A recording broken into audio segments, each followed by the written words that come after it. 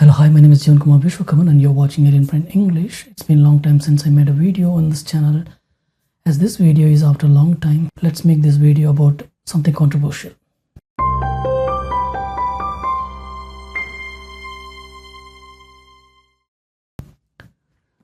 So right now there is a hijab issue is running on so hot in Kerala politics. So we will see that issue, what it is, and what's running around it and what is the status of the issue right now. So this issue started at St. Rita's public school, which is a CBSE affiliated Christian missionary school in Palluruthy, Kochi. 8th standard student, or the class 8 student, a Muslim girl, wore hijab, which is strictly against the uniform policy of the school, which the girl's parents knew very well actually. But as the authorities saw the girl wearing a hijab, they restricted her from wearing the hijab, and that became an issue.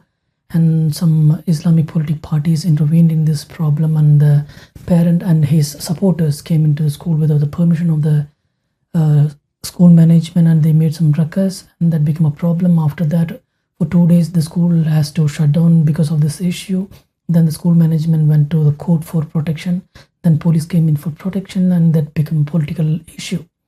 So for around a week, this is the hot topic in Kerala politics and media, because somebody claimed that this is an eyewash or redirection from the actual issues of gold missing from Sabarimala temple.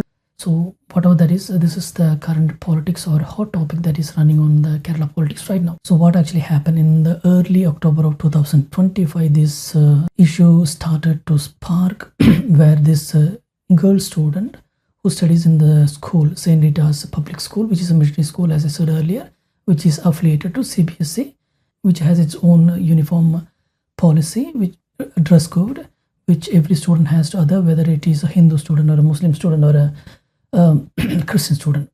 That is a mandatory. So, but this Muslim girl, she started to wear the hijab in early October, and the problem started to occur. The school authorities or the teachers asked her to not to wear it, and she went to home and she said, told their parents about this hijab issue. And on October 10th, the parent and his supporters came into the school premises without the permission of the management, and started to make ruckus and problems, and they started to create a disturbance in the school. As this became a political issue or a talk among the communities, the school authorities or school management complained that this is because of the SDPI, the Social Democratic Party of India, which is the pro-Islamist party, which also created problems in the Karnataka also, where the hijab issue became a problem. There also SDPI was the force behind the problem. Okay. On October 13th, the school management went for seeking protection from the High Court, and the High Court allowed them the protection. And for 2 days, the school were shut down. And between the October 13th and 15th, there has been a political fallout. The Education Minister, Mr. Sivankutty, made controversial statements against the school, that the school might face some wrath from the ministry of cancelling their NOC to run a school or something like that. The Deputy Director of Education also submitted a report accusing the school management in failing in this case about the hijab issue.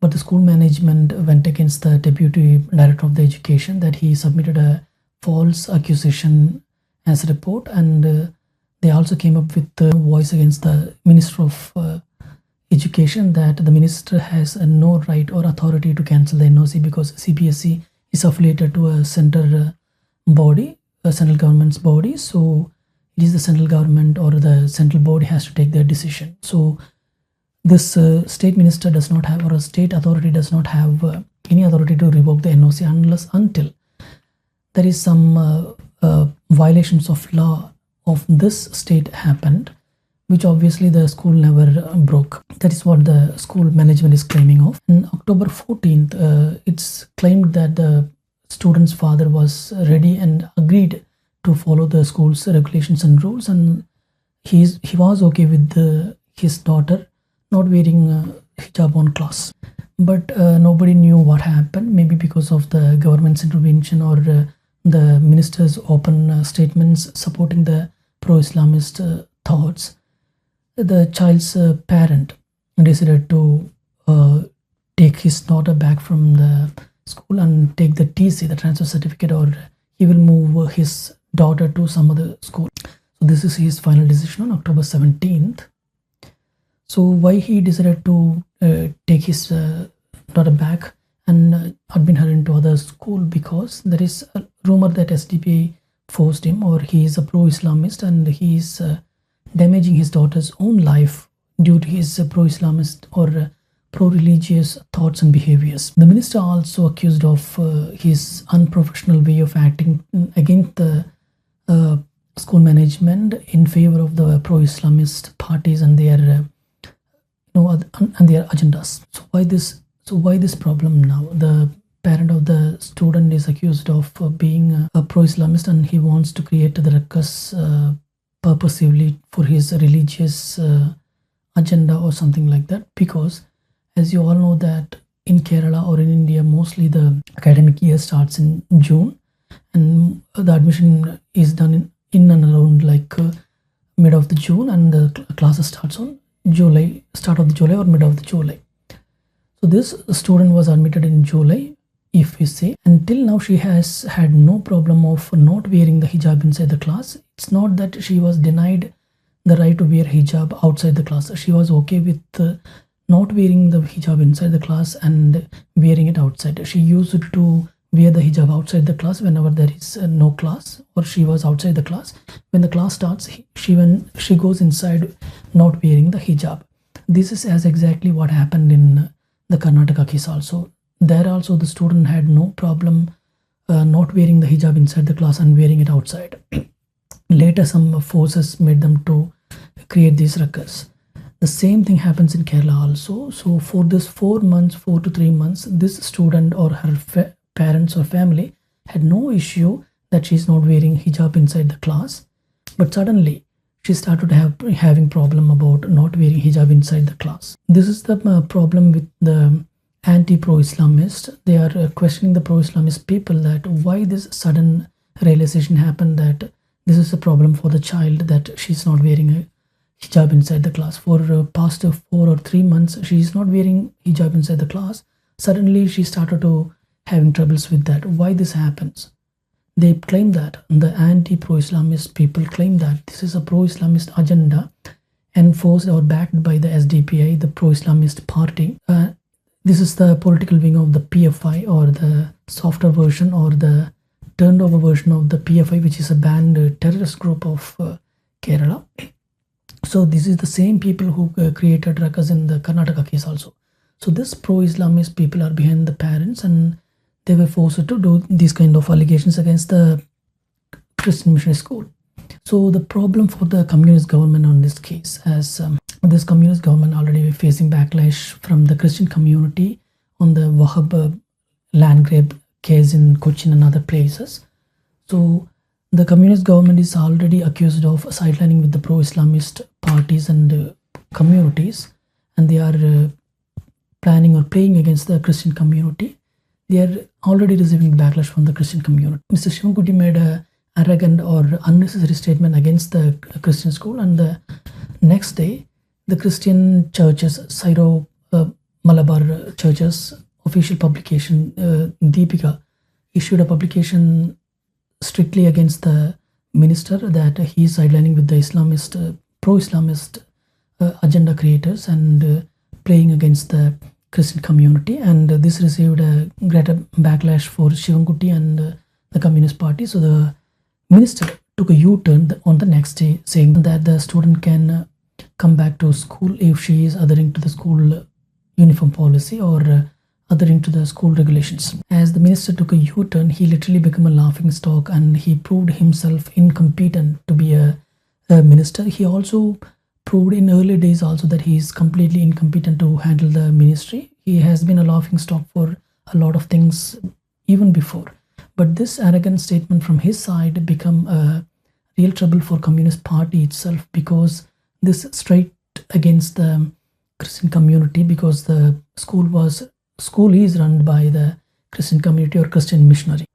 So this arrogant statement literally made the Christian community furious that the communist government is against the Christians and it is sidelining with the Islamist force like SDPI. And this arrogant statement of the minister only made a dent on the Christian vote bank for the Communist Party. The father of the child is also accused of mishandling this scenario, and he is keeping his religious agendas over his daughter's education, and he is using his religious agendas to damage his own daughter's education and studies. He is also accused of sidelining or being a part of the pro-Islamistic agenda driven parties like SDPI, and he's been ran by these political parties, pro-Islamist political parties. So in conclusion, does the child have a religious right to practice or not? Yes, she does have a religious right, or a right to practice her religious practices, whatever that is, wearing a hijab or something like that, but not on cost of the right of the management. If you want to wear the hijab, obviously she can wear outside the school or outside the class premises where the school uniform policy is not applied. In her house, in the streets, in the playground of the school itself, she can wear that. There is no problem. Even the school management says that they had no problem of she wearing the hijab outside the class, in the playground or anywhere else in the school premises.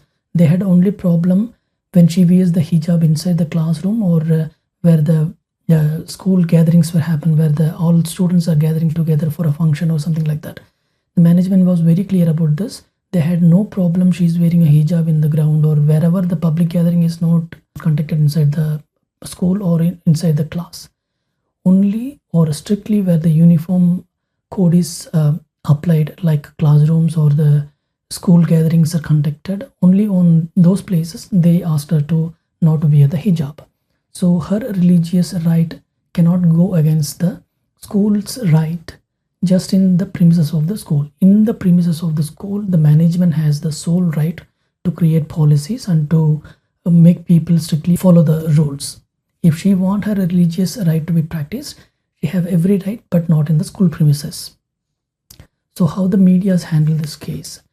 As you would know, the medias of Kerala is always sidelined with the so-called secularism, fake secularism. Okay, even in the Karnataka case, we know that how they handle the both side. In this case also, they all went against the school management and they were asking for the management's non-secular behavior is nonsensing the non-secular behavior of the school, and they were pro-Islamist in this case also, just like how they handled the hijab case in Karnataka. In Kerala also they handling it the same way. They all want the student to be allowed to wear hijab, as they say that the nuns in the school, the teachers are and some authorities are the nuns from the missionary, they are wearing scarves, so why can't a student wear the scarf? That's the question from the so-called secular media of Kerala. But as we know that nuns wear the scarf because it's their not just religious practice, but their religious mandatory uniform of theirs. So that's nothing to be compared with the student's hijab that she wears just as an instruction, not a mandatory religious practice. So that's nothing to be compared with the nun's scarf with the student's hijab. But the media of Kerala is also taking up that in their hand, that a nun can wear a scarf, why can't a student wear? That's a complete nonsense, as all we know that. So Kerala's media is also handling this as they handled it in Karnataka. So these, in time to time, these medias also play like a pro-Islam, sometimes pro-Christian. Wherever their TRP rating goes up and down, their stand changes accordingly. So as the conclusion, right now the students' parents decided to take their child back from the school and take the TC and admit her in some other school. And the government still stands with the same, I wouldn't say the government, the minister still stands with the same U-turn, that he also says that the child's parents or the child has to adhere with the school's rules. But still he says that if anything happens to the child, mentally she gets harassed or mentally she becomes, if she has some problem, obviously the school has to pay for that. It's just kind of a threatening, and the people who is anti pro-Islamist groups, they question the parents' intention of creating such ruckus, and SDPI is being questioned as pro-Islamistic terroristic organization which fuels these kind of problems, and the media also stays with the pro-Islamistic people as they always do. So that's the conclusion. I hope you would understand what I propose to say. Thank you. This is Sivankutty Vishwakarman and you're watching Brain.